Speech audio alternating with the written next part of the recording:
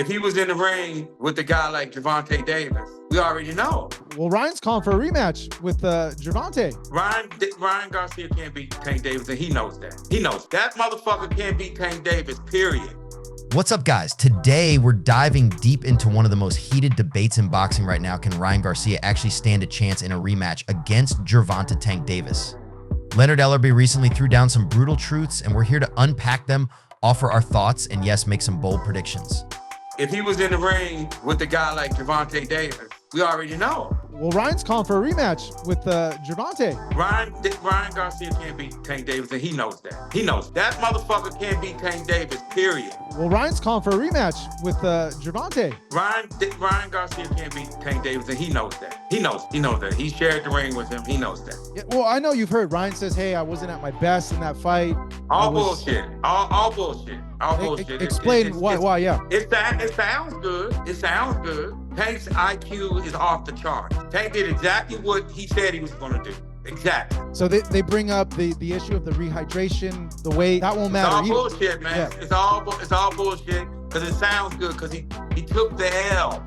Now, if for some unforeseen reason that the results would have been different, do you think he would have been talking about that? It's all bullshit. It's what we call excuses. Instead of just taking the L and keeping it moving.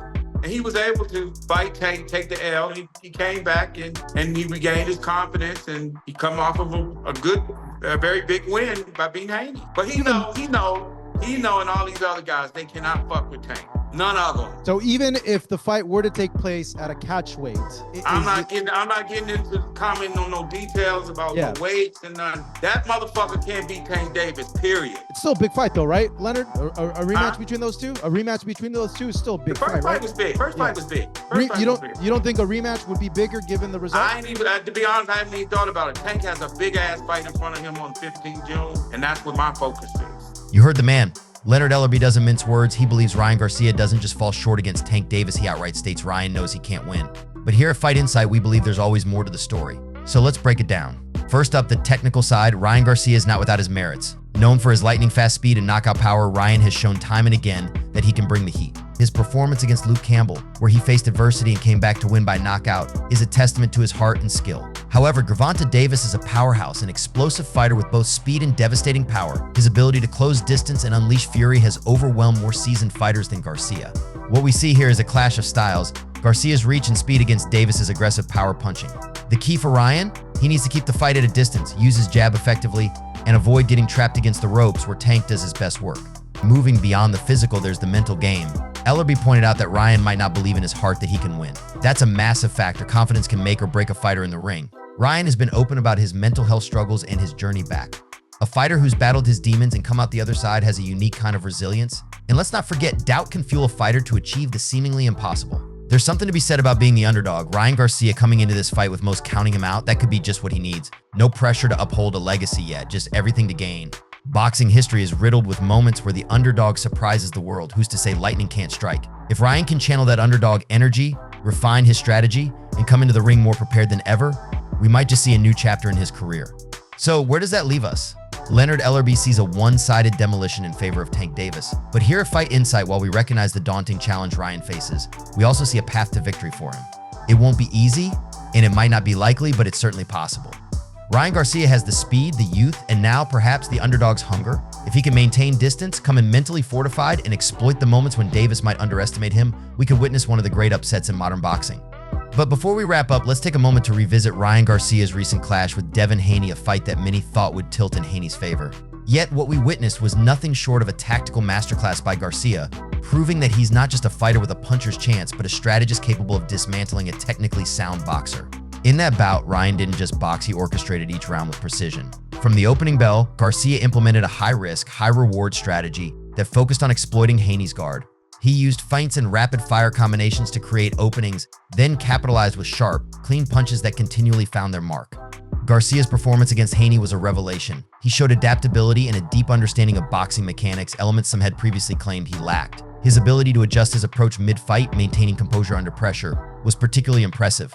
It was these qualities that not only secured him the victory, but also earned him the man of the match accolade. But it wasn't just about the numbers, it was about the moments. Remember that pivotal round when Garcia turned the tide? He landed a series of combinations that seemed to sap Haney's will, showcasing not just physical power, but psychological dominance. And that brings us full circle. If Ryan Garcia could enter the ring against Devin Haney, a tactician known for his defensive prowess, and emerge victorious, who's to say he can't recalibrate and rise to the occasion against Gervonta Davis? This isn't just about physical training, it's about mental fortitude, about the art of war within the squared circle. As we edge closer to this electrifying potential rematch, remember boxing is as much about the mind as it is about the muscle. Ryan Garcia's victory over Devin Haney wasn't just a win, it was a statement. And if he brings that same strategic acumen and fiery determination into a rematch with Tank Davis, we might just be in for a seismic shift in the boxing landscape.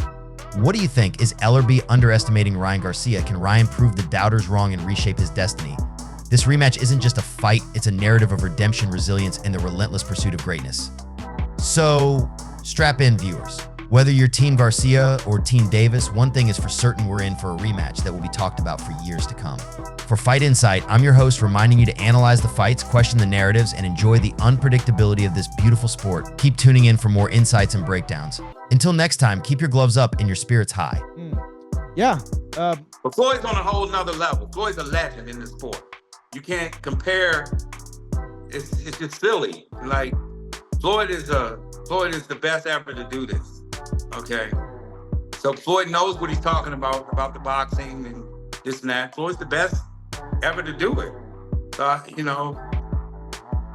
Bill has said some things about, what he believed, and he's promoting his son.